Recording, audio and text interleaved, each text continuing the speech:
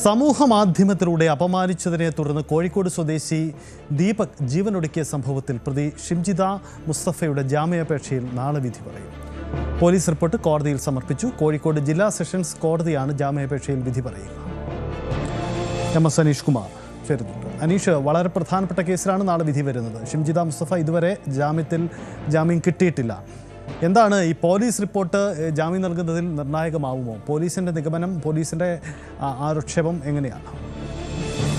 സജിത്ത്, കഴിഞ്ഞ കുറച്ച് ദിവസങ്ങളായി തന്നെ ഷിംജിതയുടെ ജാമ്യ ഹർജിയുമായി ബന്ധപ്പെട്ട വാദം കേൾക്കൽ കോടതിയിൽ തുടർന്നുകൊണ്ടിരിക്കുകയാണ്. കഴിഞ്ഞ ശനിയാഴ്ചയായിരുന്നു പോലീസ് റിപ്പോർട്ട് കോടതിയിൽ സമർപ്പിച്ചത്. ഈ പോലീസ് റിപ്പോർട്ടിന്മേലുള്ള വാദമുഖങ്ങൾ പോലീസ് മുന്നോട്ട് വയ്ക്കുകയും ചെയ്തിരുന്നു. ഇതിൽ ഏറ്റവും പ്രധാനമായി പറയുന്നത് ഈ കേസുമായി ബന്ധപ്പെട്ട ദീപകിന്റെ മൊബൈൽ ഫോൺ, ലാപ്ടോപ്പ് എന്നിവ ഫോറൻസിക് പരിശോധനയ്ക്കായി നൽകിയിട്ടുണ്ട്. ആ ഫോറൻസിക് പരിശോധനയുടെ ഫലം ലഭ്യമാവും വരെ ജാമ്യം അനുവദിക്കരുത് എന്നതാണ് ഏറ്റവും പ്രധാനപ്പെട്ട കാര്യം. ഒപ്പം കുടുംബത്തിന്റെ അഭിഭാഷകനും ദീപകിന്റെ കുടുംബത്തിന്റെ അഭിഭാഷകനും കോടതിയിൽ ഈ ജാമ്യത്തെ എതിർത്തുകൊണ്ടുള്ള വാദം ഉന്നയിച്ചിരുന്നു.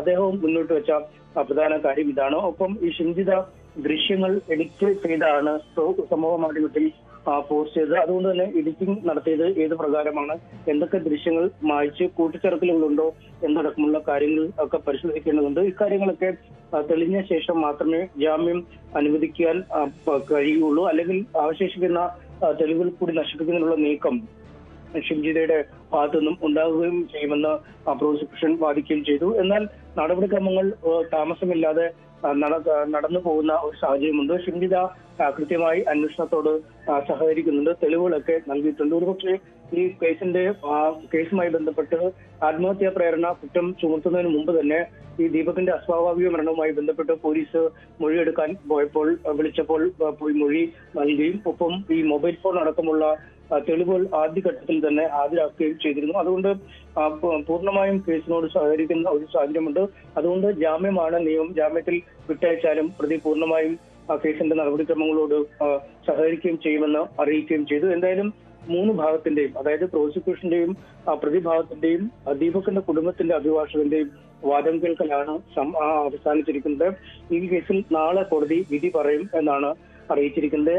അതേസമയം ഈ ഷിംജിതയുടെ കസ്റ്റഡിയിൽ ആവശ്യപ്പെട്ടുള്ള കസ്റ്റഡി അപേക്ഷയും പോലീസ് നൽകിയിട്ടുണ്ട്. കാരണം കഴിഞ്ഞ ദിവസം കസ്റ്റഡിയിൽ നൽകിയപ്പോൾ ഒരു ദിവസത്തേക്കാണ് കസ്റ്റഡി നൽകിയത്. അത് പൂർണ്ണമായും തെളിവ് ശേഖരണത്തിനുള്ള ഒരു സമയപരിധി അതിൽ ഉൾക്കൊണ്ടില്ല എന്നാണ് പോലീസ് പറയുന്നത്. ഈ യാത്രാ മധ്യയാണ് ഈ സംഭവം ഉണ്ടായത്. അതുകൊണ്ട് പയ്യന്നൂരൊക്കെ കൊണ്ടുപോയി ബസ്സിൽ തെളിവെടുപ്പ് നടക്കേണ്ടതടക്കം സാഹചര്യമുണ്ട്. അതുകൊണ്ട് അതിനുള്ള ഒരു സമയം കൂടി അനുവദിക്കണമെന്നാണ് ആവശ്യപ്പെട്ടിരിക്കുന്നത്. എന്നാൽ ഇക്കാര്യങ്ങൾക്കൊക്കെ പ്രതി സഹകരിക്കും. അതിന് കസ്റ്റഡിയോ അല്ലെങ്കിൽ ഇത്തരത്തിൽ ജയിൽവാസമോ ആവശ്യമില്ല, റിമാൻഡോ ആവശ്യമില്ല എന്നാണ് വാദിക്കുകയും ചെയ്തത്. എന്തായാലും വേറെ ചർച്ചയായ ഒരു കേസിലെ വിധി ഈ ഷിംജിത പുറത്തിറങ്ങുമോ എന്ന് നമുക്ക് നാളെ കണ്ടറിയാം.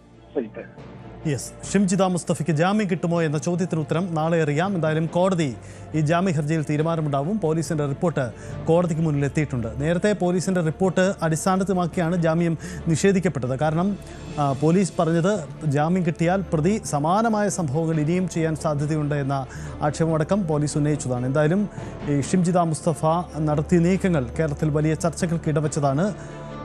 അതിന് ജാമ്യം കിട്ടി പുറത്തു വരുമോ എന്ന പ്രധാനപ്പെട്ട കാര്യമാണ് വ്യക്തത ഉണ്ടാവാനുള്ളത്. നാളെ ഇത് സംബന്ധിച്ച തീരുമാനം കോടതിയിൽ നിന്നുണ്ടാവും. പോലീസിന്റെ റിപ്പോർട്ട് പരിശോധിച്ചുകൊണ്ടുള്ള തീരുമാനമായിരിക്കും കോടതി പ്രതീക്ഷിക്കേണ്ടത്.